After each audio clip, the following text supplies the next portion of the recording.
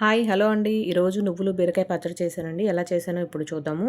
బీరకాయలు పైన పొట్టు తీసి శుభ్రంగా కడిగి చిన్న చిన్న ముక్కలుగా కట్ చేసుకొని పక్కన పెట్టుకోవాలి. ఇప్పుడు స్టవ్ వెలిగించి కళాయి పెట్టుకొని ఒక 2 స్పూన్లు నువ్వులు వేసుకొని దోరగా వేయించుకొని తీసి పక్కన పెట్టుకోవాలి. ఇప్పుడు అదే కళాయిలో మన కారానికి తగినట్టుగా పచ్చిమిర్చి కడిగేసి వేసుకొని ఒక స్పూన్ ఆయిల్ వేసుకొని అవి కొంచెం వేగిన తర్వాత మనం కట్ చేసి పెట్టుకున్న బీరకాయ ముక్కలు కూడా వేసుకోవాలి. అందులోనే ఒకసారి కలుపుకొని కొంచెం పసుపు, ఉప్పు, ముక్కలు మెత్తబడడానికి ఉప్పు వేసుకొని మూత పెట్టి ఒక 2 నిమిషాల పాటు ఉడికించుకోవాలి. 2 నిమిషాల తర్వాత మూత తీసి ఒకసారి బాగా కలుపుకొని ఇప్పుడు మీడియం ఫ్లేమ్ పెట్టి ఉడికించుకోవాలి వాటర్ అంతా అయిపోయిందాక.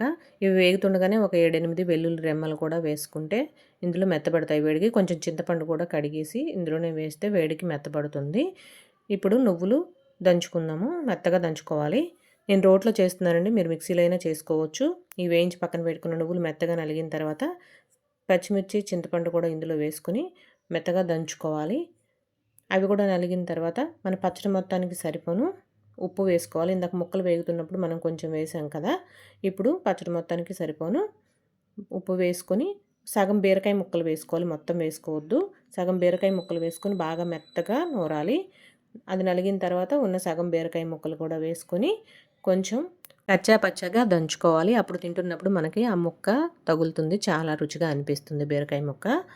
ఇప్పుడు ఉప్పు సరిపోయిందో లేదో కొంచెం చేతి మీద వేసుకొని టేస్ట్ చూస్తే తెలిసిపోతుంది. కరెక్ట్‌గా సరిపోయిందండి, అంతే. ఈ పచ్చడి కావాలంటే పోపైనా వేసుకోవచ్చు. నేను వేయడం లేదు. ఇలా కూడా చాలా రుచిగా ఉంటుందండి. మీరు కావాలంటే పోపు వేసుకోండి. బాయ్ అండి.